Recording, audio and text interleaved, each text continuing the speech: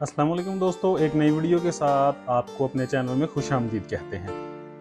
आज जिस टॉपिक पे हम लोग बात करेंगे वो बहुत ही अंडररेटेड है और पाकिस्तान में उसके बारे में बहुत कम बात की जाती है। इसमें बात करने की एक वजह ये भी है कि इसमें मोस्टली हमें प्रॉफिट नज़र नहीं आता इस बिज़नेस में, लेकिन एक्चुअली में ये पाकिस्तान नहीं पूरी दुनिया में सबसे ज़्यादा काम वाला ऐसी जगह है जहाँ पे आप ज़्यादा से ज़्यादा पैसे कमा सकते हैं। पाकिस्तान समेत दुनिया भर में बहुत सारे ममालिक में आपने ये चीज़ नोट की है कि अर्बनाइजेशन ज़्यादा होती जा रही है और उसी की वजह से जो गांव में रहने वाले लोग हैं वो कम से कम होते जा रहे हैं। और उस वजह से जो सबसे बड़ा मसला आ रहा है वो एग्रीकल्चर और लाइफ स्टॉक उससे अफेक्ट हो रही है, जहाँ पे मैन पावर कम हो रही है और लोग उस बिजनेस को छोड़कर शहर में इंडस्ट्रियलाइजेशन की तरफ जा रहे हैं। तो नो डाउट ये आने वाले दिनों में के साथ साथ करंट सिचुएशन में एक ऐसा बिजनेस बन चुका है जहां पे पैसा ही पैसा है।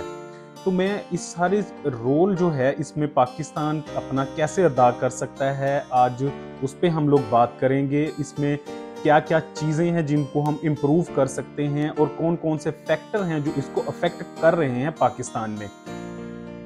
जो हम लोग सबसे इम्पोर्टेंस है जो लाइफ स्टॉक की उसके बारे में बात करेंगे कि पाकिस्तान में इस टाइम पे जो सबसे बड़ी शॉर्टेज है वो न्यूट्रिशनल वैल्यूज की कमी हो गई है, जो पाकिस्तान में अवेलेबल नहीं है। वो मैल न्यूट्रिशन की वजह से जो बच्चे हैं वो भी इस तरह से हैं कि वो न्यूट्रिशनल जो बीमारियां हैं उनमें मुब्तला होते जा रहे हैं। तो मिल्क एक ऐसा सोर्स हो सकता है जो कि बच्चों को और बड़ों को इससे बचा सकता है। लाइफ स्टॉक की इंपॉर्टेंस के बारे में अगर हम लोग बात करें, क्योंकि आपको मैं पहले भी बता चुका हूं कि लोग विलेजेस से अर्बन एरियाज की तरफ मूव हो रहे हैं, तो डेफिनेटली ये एक वास्ट और खाली होती हुई जगह है जहां जिसे आप इम्प्रूव कर सकते हैं।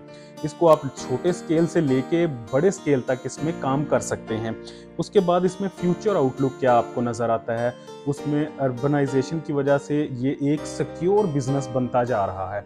हाँ, इसमें इम्प्रूवमेंट लेके आएंगे, उसको कैसे करेंगे उसके बारे में हम फर्दर आगे बात करते हैं। पाकिस्तान जो कि एक लार्जेस्ट लाइफ स्टॉक पॉपुलेशन वाला मुल्क है, लेकिन इसके बावजूद हम लोग एक ऐसी सिचुएशन में फंस चुके हैं कि हमारी पर एनिमल जो प्रोडक्शन है वो भी बहुत कम है, लेकिन इसके बारे में भी हमें इम्प्रूवमेंट लाने की ज़रूरत है।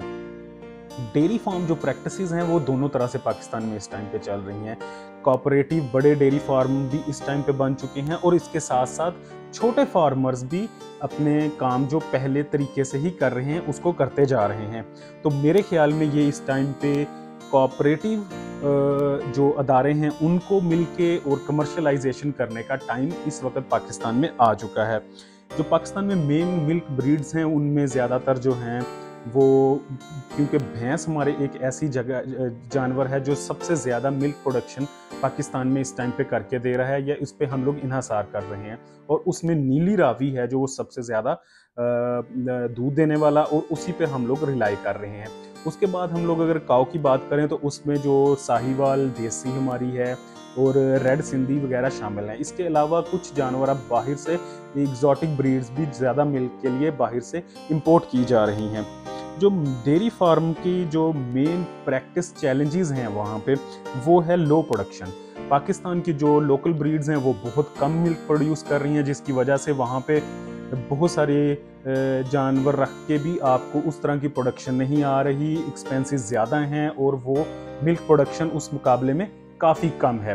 लेकिन अगर हम इसको अपनी ब्रीड पे काम करें तो हम लोग इसको डेफिनेटली इम्प्रूव कर सकते हैं।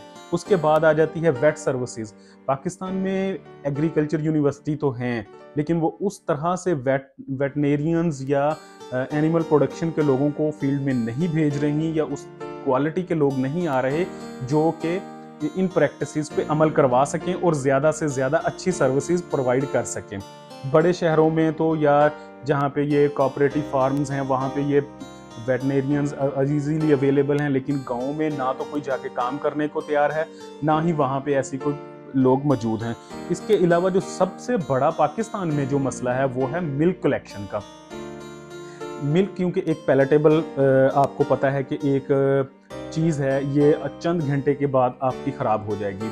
तो पाकिस्तान में कोई भी ऐसा प्रॉपर मिल्क यूनिट नहीं लोग लगाते, या इस तरह का वो इस कदर ज़्यादा खर्चा होता है कि वो उस पर काम नहीं करते। लेकिन अगर मैं ये करूं कि कुछ फार्मर्स मिल के अपना एक कलेक्शन यूनिट खुद से बना लें, चिल्लर लगा लें, तो वो डेफिनेटली एक तो उनकी मिल्क की लाइफ को इंक्रीज कर देगा, और दूसरा उनको कलेक्शन की वजह से या दूसरी जगह सप्लाई करने में भी आसानी हो जाएगी।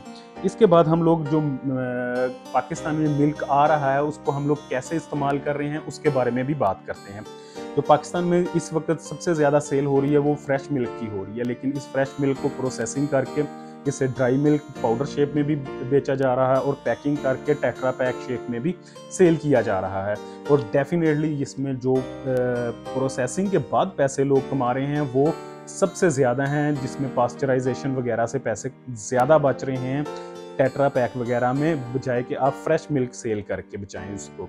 इसके अलावा इसमें से चीज़ बनाई जा रही है, बटर, घी, ये योगर्ट, ये सारी चीज़ें भी सेल हो रही हैं। ये पैकिंग में भी अवेलेबल हैं और फ्रेश भी अवेलेबल हैं। इसके बाद हम आ जाते हैं कि गवर्नमेंट ने क्या इनिशिएटिव लिए हैं इस मामले में। आने वाले कुछ सालों में, जो गुजरे हुए कुछ सालों में गवर्नमेंट ने लाइफ स्टॉक पर बहुत ज़्यादा तवज्जो दी है।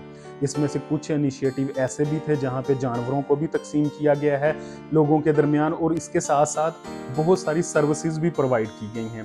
उनमें से एक्सटेंशन सर्विसेज थी जो लोगों को बताती थी कि आपने जानवरों को कैसे पालना है। उनकी एनिमल हस्बेंड्री जो प्रैक्टिसेस हैं उनको इम्प्रूव करने के लिए बहुत सारे प्रोग्राम्स शुरू किए गए, और इसके साथ साथ गवर्नमेंट ने बीमारियों पे काबू पाने के लिए जो सबसे बड़ा वैक्सीनेशन शेड्यूल्स थे वो बनाए, और फ्री वैक्सीनेशन भी जानवरों को लगाई गई।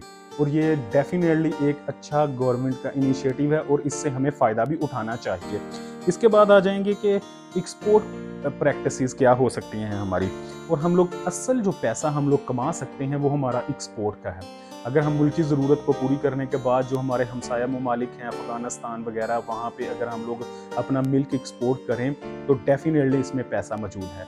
जो इसमें सबसे बड़ी मसला हमें आ रहा है वो है हमें अपनी क्वालिटी पे और इंफ्रास्ट्रक्चर को बनाना है, कि हमने एक अपनी क्वालिटी को मेंटेन करना है, और उसी क्वालिटी को लेके हमने उस चीज़ को सर्व कैसे करना है, भेजना कैसे है, इसके लिए हमें प्रॉपर इंफ्रास्ट्रक्चर बनाने की ज़रूरत है।